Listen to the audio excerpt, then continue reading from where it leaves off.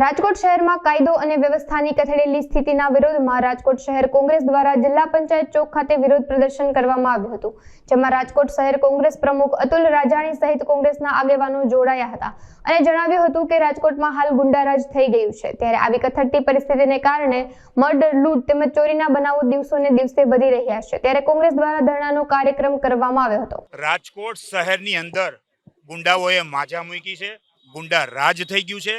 છેલ્લા ઘણા દિવસોની અંદર આપ સવારમાં ઉઠીને જોવો, મર્ડર હોય, લૂંટફાટ હોય, ચોરીના બનાવ હોય, કાયદોની વ્યવસ્થા ખાડે ગયેલ છે। એટલે પોલીસ તંત્રને ઉજાગર કરવા માટે કોંગ્રેસ પક્ષે આજે ધરણાનો કાર્યક્રમ રાખ્યો છે, પણ પોલીસે ભાજપ પાસે સારી ઓલી ચાહના લેવી હોય અને પોસ્ટિંગ સારા જોતા હોય એટલે અમારી અરજી છે એ નામંજૂર કરવામાં આવી છે, પણ આજે પણ અમે ધરણાનો કાર્યક્રમ ચાલુ રાખવામાં આવ્યો છે। રાજકોટ હાલ રક્ત રંજિત થઈ રહ્યું છે।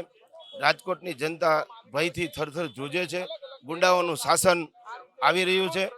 એના માટે આજે રાજકોટ શહેર કોંગ્રેસ સમિતિએ રાજકોટની જનતા વતી સરકારનો કાન અમળવાનો પ્રયાસ કર્યો છે, પરંતુ રાજકોટની પોલીસે ભારતીય જનતા પાર્ટીના આગેવાનોને ખુશ રાખવા માટે મંજૂરી ન આપી, જે જ બતાવે છે કે કેટલી બધું ભારતીય જનતા પાર્ટી રાજકોટની જનતા માટે કામ નથી કરતી। પરંતુ રાજકોટ શહેર કોંગ્રેસ સમિતિ રાજકોટની જનતા માટે કોઈ પણ હદે જવા તૈયાર થશે અને રાજકોટને રક્તરંજિતમાંથી બચાવવાનો પ્રયાસ કરશે। અમારે પ્રયાસ માત્ર રાજકોટની જનતા માટેનો હતો। ટ્રાફિકના નામે પોલીસે જે મંજૂરી નથી આપી છતાં અમે કાર્યક્રમ અમારો ચાલુ રાખીએ છીએ અને આમાં કોઈ પણ હિંસક પ્રવૃત્તિ છે નહીં, માત્ર રાજકોટની જનતા માટેનો કાર્યક્રમ છે અને એ ચાલુ જ રહેશે। વારંવાર હત્યાના બનાવ બને છે। રોજ રાજકોટ રંગીલું શહેર છે।